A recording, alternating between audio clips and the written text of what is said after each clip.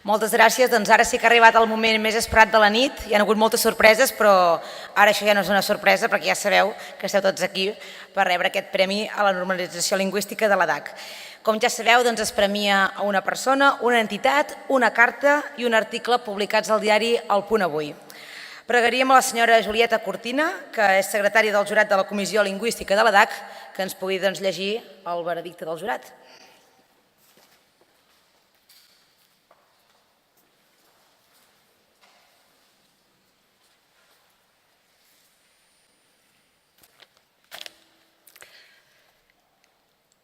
El jurat format pels membres de la Comissió Lingüística de l'EDAC, David Caselles, secretari de l'EDAC, Joan Civill, Joan Daunis, Anna Comí, Anna Ribas, Rosa Maria Domingo, Manel Cassú i Julieta Cortina, reunits al local de l'EDAC el dia 25 d'abril, després d'haver llegit i valorat les cartes i articles d'opinió prèviament seleccionats entre els tots publicats al Punt Avui durant l'any 2016, decideix atorgar un reconeixement a la carta publicada al Punt Avui i titulada «Què vol dir llengua oficial?»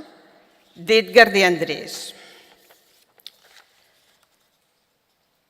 La llengua catalana sempre ha estat menyspreada, perseguida i combatuda per Espanya.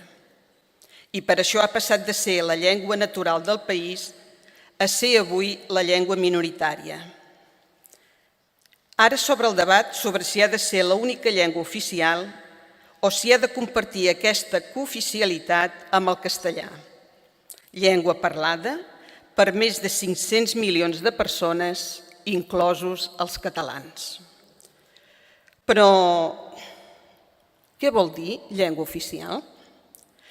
No vol dir que tots els que parlin una altra llengua seran enviats a l'exili, tal com ens volen fer creure els que no tenen cap problema amb el fet que el castellà sigui l'única llengua oficial d'Espanya. Oficial vol dir simplement que serà la llengua en què podrem dirigir-nos a l'administració pública, ajuntaments, educació, sanitat, justícia, policia, etc. Per tant, els funcionaris l'hauran de conèixer. Si no existís aquesta protecció, el català, la llengua minoritària, tendiria a extingir-se fins i tot a una república catalana. Si el castellà fos cooficial, no es podria exigir com a condició que els funcionaris de l'administració pública dominessin el català. És un fet provat que el castellà s'ha mantingut perfectament convivint amb la normalització lingüística del català a les escoles. I així seguirà sent. No hi ha ningú que hagi fet l'educació a Catalunya i no sàpiga castellà.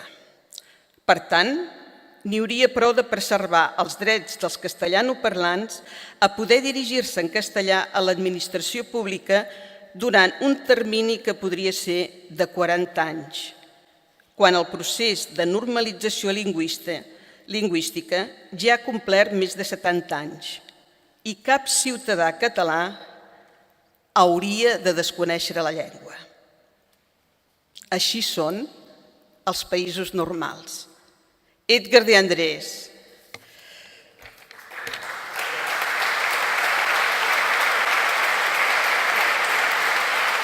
Entrega el premi David Caselles.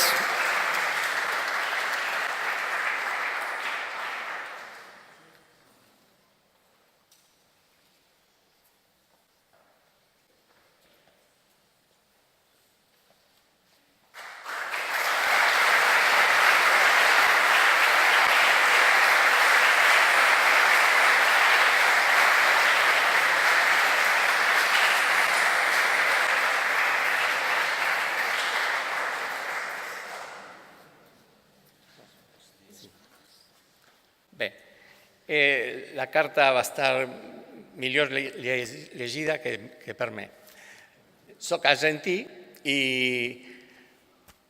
el meu avi ha d'estar orgullós que jo estigui aquí, perquè el meu avi va anar a l'Argentina fa 120 anys i avui jo també estic orgullós de tenir 2 nets catalans. Volia dir que aquesta carta, que vaig escriure fa un any, té relació con lo que va a estudiar sobre las lenguas en América. Fa 500 anys havia l'Imperi Inca, on la llengua era el quechua. El quechua era la lengua del Imperio Inca, que ocupaba Bolivia y Perú, y un poco de Ecuador. Con la aparición de la conquista de América, la lengua fue desapareciendo de a poco.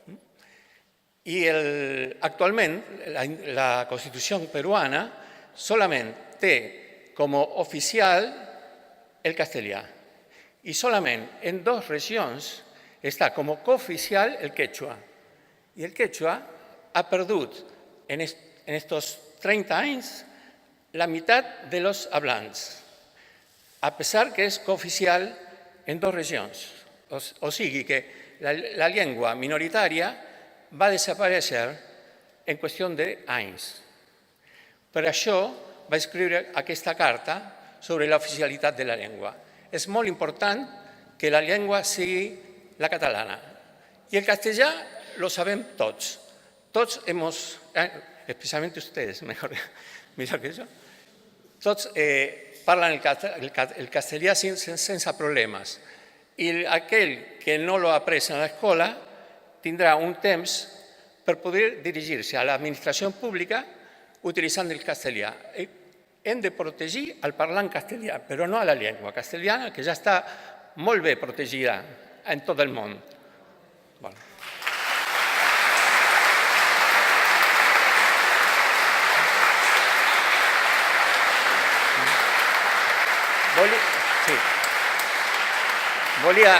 Volia agrair també al Punt Avui que m'ha publicat aquesta carta i algunes altres més. Per tant, moltes gràcies a tots.